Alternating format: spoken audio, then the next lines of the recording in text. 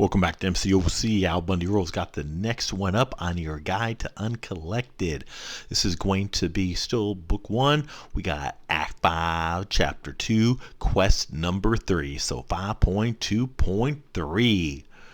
Going to go over to the first fight, to this Ant-Man. Going to take a little look at these nodes. We still got role reversal, so classes are opposite. Buff it every 7 seconds. Next buff triggered by attacker is nullified, and defender gets 5% health. Mystic Ward, 65% chance to fail. Then we got some boosts in health right there. Big thing is, like we saw in some previous quests, the classes are reversed. So normally, for example, on the Science Ant-Man, normally a skill champ would have the class advantage. Based on these nodes, they would have a disadvantage here. And a mystic would actually have an advantage over a science based on the role reversal. The big thing we have to look out here is the buffs. Every time the attacker you gets a buff, that includes dex. Ooh, punched in the head. That includes dex. So anytime you get the active buffs, you are going to allow the defender to get some regeneration. It's going to get nullified and you're going to get regeneration. I'm sorry, they're going to get regeneration. That would be way too easy if you got a regeneration. My bad. So they're going to get regeneration. I mean, you don't want overly buff heavy champs. Notice I don't have Hyperion here. I don't have some of these very high buff heavy champs because it's going to be very counterproductive for the most part. You see how Ice Armor immediately went away when I started this fight. Normally he would have it. It went away, and Nightcrawler was able to get the regeneration. Not that it mattered since he was at 100%.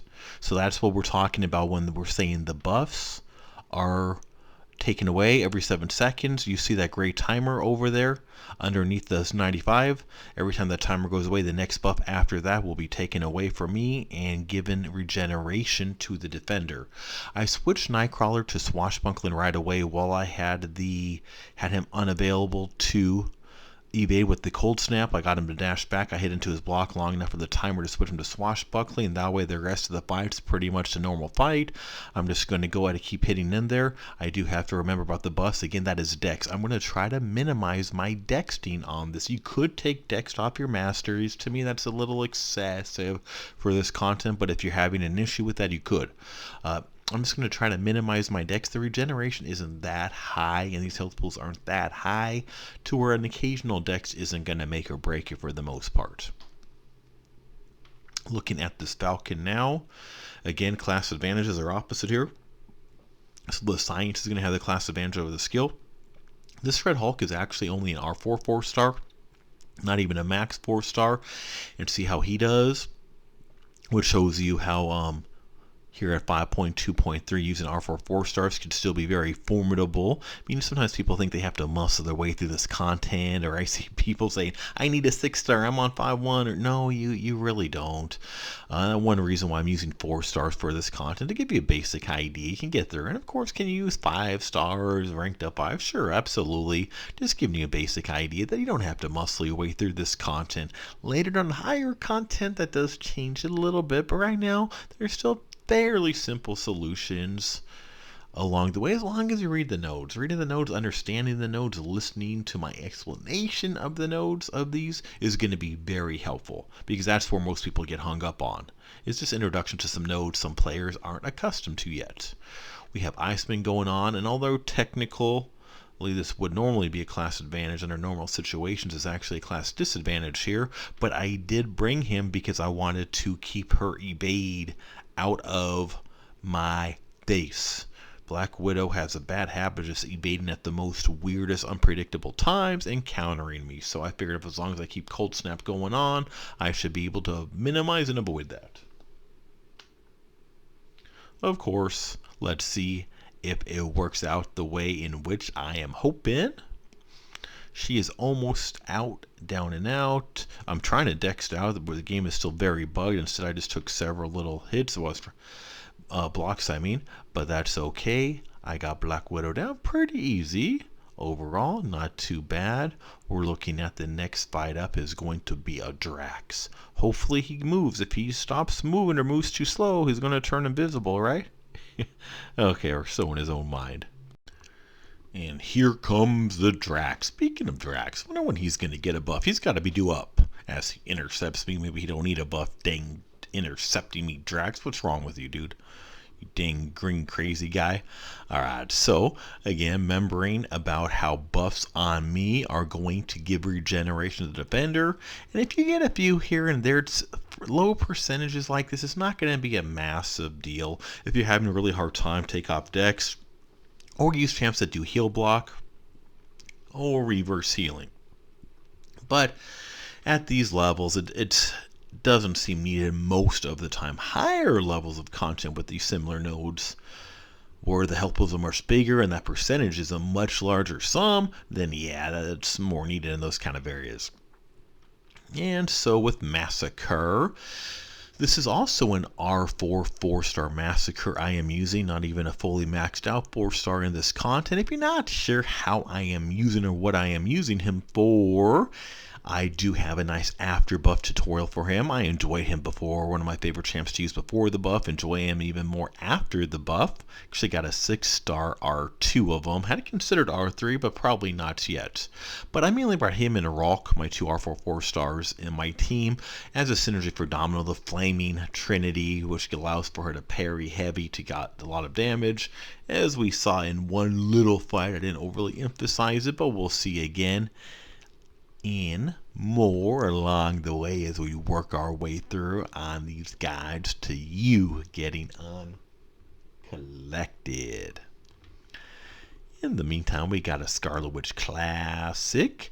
Gonna do Ultron here. Again, we'll see these buffs as I get different buffs, including Dex. We'll heal her a little bit, but don't freak out when she starts healing. 5% of smaller health pools is pretty low, but you will see I will and sometimes just take some blocks. You see the timer though? You see how that great timer is going down? Any buffs right now will not be nullified in Regenerator. Now that the timer is off, they will. As I took a punch to the head, as my regeneration was taken, and as she regenerated. That was a bad chain of timing right there, but no biggie. We'll smile, we'll laugh, we'll get our way through. This ain't too bad. We got this. We got it. But now here's the all-effective Cyclops, as Kabam Mike has referred to him and will infamously live on forever as effective. So we have Massacre doing what he did. They got my flaming bat going on. I have to assume this bat is made of something other than wood, because wouldn't a wood bat be kind of going away? And wouldn't it hurt to hold a flaming bat, by the way? Maybe this is a metal bat with a bottom that is flame proof. Or maybe I'm wearing a flame-proof glove. I don't know. Why am I even analyzing this? Why? Because that's what I do sometimes when I'm bored and talking to my mic. Looking at the two paths, again, we're going for easy completion. We see A or B. A is a couple extra fights you'll have to do at some point in exploration, but since we're just going for easy path completion, let's save ourselves a couple fights and work our way down to the later node, the B area. Take a little break, come back when I got more energy, and we will finish up this path. See Unstoppable Colossus for mine in class relation reversed, and the Buffett node. Can't forget about this. And I've been having fun with Massacre.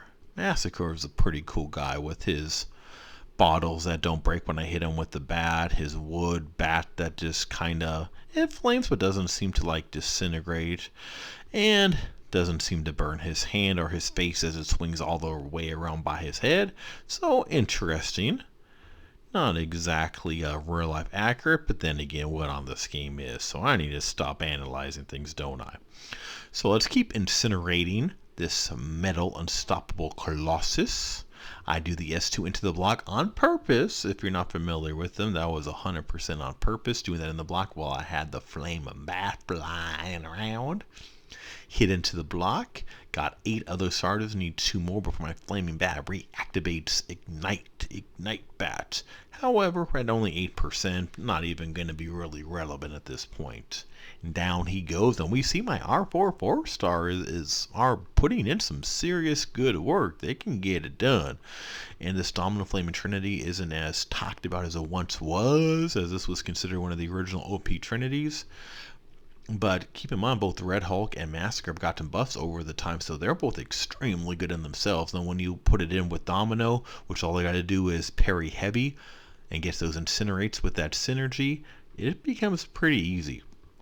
I'm not always the biggest fan of using Domino, but I will say when I use her, she gets the job done. She absolutely gets it done, and we are seeing it roll and melt in this Spider-Gwen.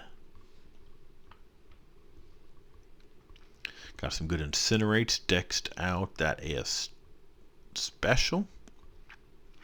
And that last little incinerate from the heavy is more than enough to go lights out a little Spider-Gwen.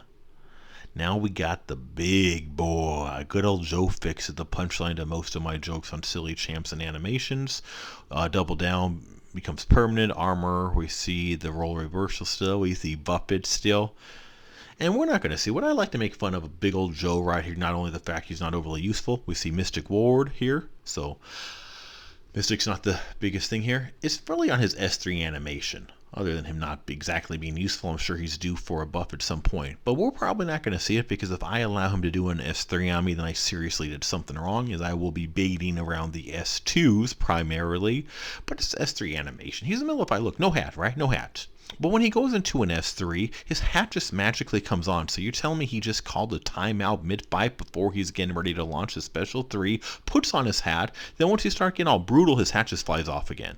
Why? What's the purpose? But the other silly part of that special 3 is he just all of a sudden reaches back behind him, I have to assume towards his rear cavity, and pulls out 2 Tommy guns. Who keeps 2 big old Tommy guns up their rear end? Okay, well, fight's already over, as I was going on my weird rant on the special 3 animations that we didn't even see. I'm hoping you enjoy the video. Hope this helps you get Uncollected. Don't forget to click the top left icon, subscribe to MCOC Al Bundy Girls, turn those notifications on. Don't forget, I got a little something for everyone. Don't forget my champ tutorials, my playlist on that, my walkthroughs, my massive damage highlights, my tips, tricks, and strategies. Thanks for watching.